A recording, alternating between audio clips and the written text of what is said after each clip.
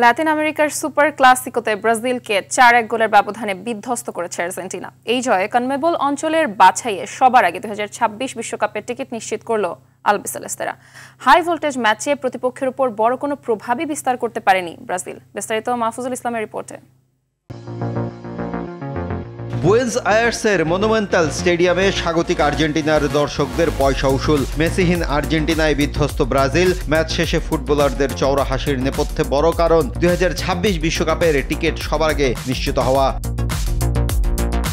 ম্যাচের চতুর্থ মিনিটে আলভারেজের স্কোরে লিড নেয় আলবিসেলেস্তারা। ১২তম মিনিটে এনজো ফার্নান্দেজের স্কোরে লিড বেড়ে দাঁড়ায় ২-০।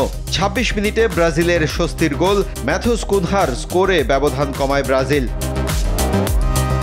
প্রথমার্ধেই নিজেদের জয়ের পথটা সুগম করে রাখে আর্জেন্টাইনরা। ৩৭ মিনিটে এনজো ফার্নান্দেজের অ্যাসিস্টে ম্যাক অ্যালিস্টার গোল করেন। এনজোর বাড়ানো উড়ন্ত বলকে আলতো টোকায় ব্রাজিল গোলরক্ষককে বোকা বানিয়ে জালে পাঠান অ্যালিস্টার। প্রথমার্ধে ৩-১ গোলে এগিয়ে থাকা আর্জেন্টিনা দ্বিতীয়ার্ধে ব্রাজিলের স্বপ্নের কফিনে শেষ পেরেক বসায় ৭১ মিনিটে। ব্রাজিলের বক্সের ভেতর ডান প্রান্তের কোণা থেকে সিমিওনের স্কোরে ৪-১ ব্যবধানের জয় নিয়ে মাঠ ছাড়ে আর্জেন্টিনা। এই জয়ে ১৪ ম্যাচে ৩১ পয়েন্ট নিয়ে টেবিলের শীর্ষে থেকে কনমেবল অঞ্চলের বাছাইয়ে সবার আগে ২০২৬ বিশ্বকাপের টিকিট কাটল ডিফেন্ডিং চ্যাম্পিয়নরা।